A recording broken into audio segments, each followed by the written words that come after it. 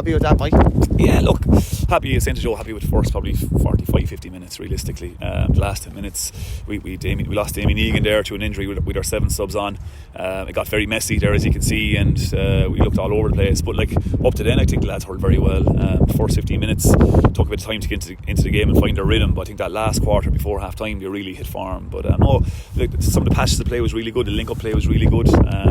It's our first competitive game in 3 weeks. It's our 9th session together in terms of the preparation. We've had a few injuries there now, like we've potential 3 bad injuries, and I don't know, is there other niggles now as well in terms of muscular. The other 3 are more joint issues, knee, ankle, and maybe another ankle, so they could be gone now for the league, if not the season, to be honest.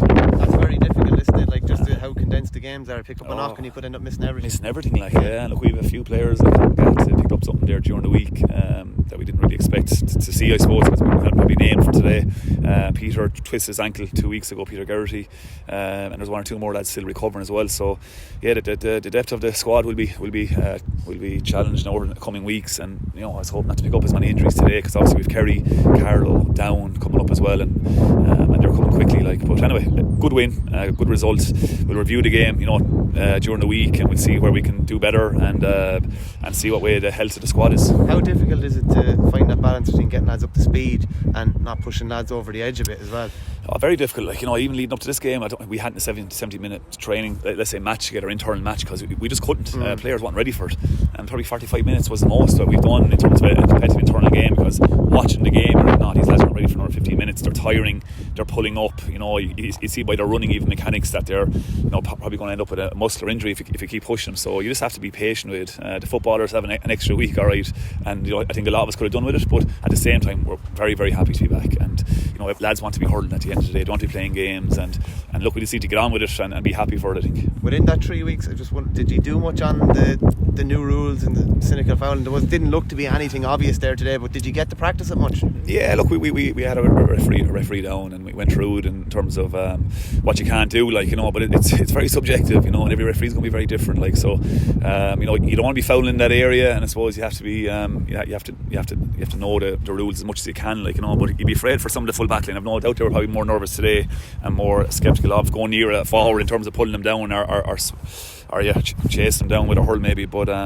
look, it is what it is, and we just have to get used to that, I suppose, and I think the longer it goes on we'll get more accustomed to it. Are you happy you're not playing anymore? Look, I'll be over midfield, I'll be alright. There'll be 6 backs behind me normally, but look, even with the boys, I'll genuinely love you out there playing with them. Even training, you'd be mad to get into the trainings and get stuck in, but today, look, I was nervous enough coming up today, their first game, and you're hoping they're all going to do well, that's the way you are. And back when it's playing, you're thinking management take a handy old time now coming up to games. The players are nervous, but actually, the management actually they're nervous as well. You're anxious for the boys, and you're hoping, as I said, they do well. Do you think Martin Cogan's goal last night, was that an example of what you're talking about there, of defenders possibly standing off a bit? Yeah. Look, I think there's pros and cons to it. For me, look, we do need to see more goals. You don't want to see that cynical play where someone is deliberately fouled, especially near the end of a game where it's crazy going on. It's really annoying to watch that. But the Dublin lads, they didn't lunge in on him, which I think normally they would have had, because the sin bin is, your 10 minutes gone, which is difficult. So look, it could be a plus, but look, we'll get on with it. We'll see what's like. The one thing for me now, I hope I don't see it during the next few weeks, is freeze. This whole advantage thing.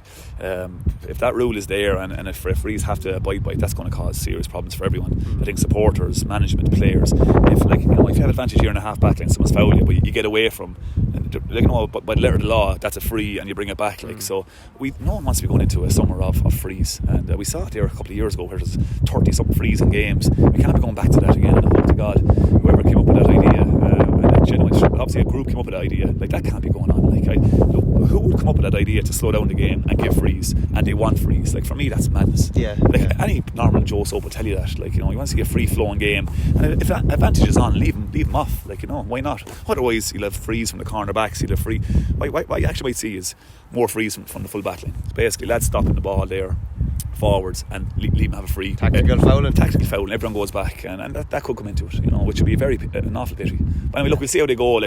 we're judging this. We don't know, but that's my gut feeling on it. Can I just ask you said about a bit of pressure. Did you feel a bit of pressure last year? Probably didn't go as you wanted. Did you feel a bit more pressure starting out just today, just to get things off to a good start? Yeah, well, look, I know there's pressure there last year too. That much hurling, the pressure never goes away. But like last year, as I said, like it was a good year, a very good year. But just there was two. Like we lost one game out of all our games, and we drew two, and that cost us, and which was frustrating. And if we could get over one or two of those games, it'd be a massively successful year for Offaly. So you have to break it down like that. And look, for me, I suppose we only had 8 sessions, so that's why very little time, very little internal games, no challenge match, a lot of new players today, a lot of younger players. So you're just, there's lads there today now, like Killian Sampson's half back, like he doesn't normally play there, like, and we put him in there maybe a week and a half ago, and he played 2 or 3 really good sessions. So we said, here, let's run with him and give him a chance, like. So yeah, there was that, like, you're never going to be overly secure that someone's 100% right, but I think the lads showed today, like they played well, and look, we're looking to improve on that now for the next day. Promotion's the big thing, I presume, Michael, is it? Yeah, look, winning games, performing, and fingers crossed, we get promotion somewhere. Like league, like we 4 Joe McDonagh teams in the league. Yes. It's massively competitive, and they're all pretty much on the trot, like pretty much. And then the Chrissy Ring is in the summertime, and not looking at that until later on. Like this is important, and look, it's great games to get now for us, and really to see where we're at. So I'm happy that there are challenging games without doubt, and looking forward to the next few weeks. Great stuff. Okay, thanks.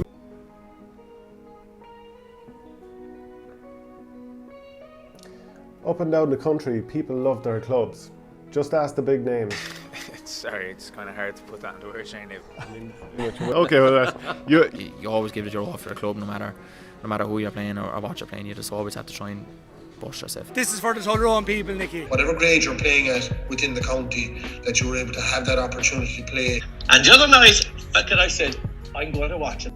Well, hopefully you will too, as Our Game launches an online fundraising platform for clubs, helping you raise money for your team through a live interactive show on Zoom. There was a time when a club could sell hundreds of tickets and fill out a big venue, putting on an entertaining show like Dances with the Stars, White Collar Boxing, The Cube, and anything in between. Lots of money in the coffers to ensure your team could operate for the season, and a good show put on for those supporting the cause. Right now we're quite some time away from being able to put big crowds into a venue, yet the costs of running a club remain. So if your club is in need of a financial solution, perhaps we have it for you. We'll do it all for you too. We'll set up the ticketing platform, we'll send you a unique Zoom link for each person who has bought a ticket, all the issues taken out there, help organise a great panel of guests and put out a live interactive show for those at home to get involved. Simply contact us on events@ourgame.ie and we'll set your club up for a highly profitable evening's work. It's a simple recipe for your club to get much needed cash in the door, with the extra option to sell raffle tickets if you've prizes to give away. So contact us now at events@ourgame.ie.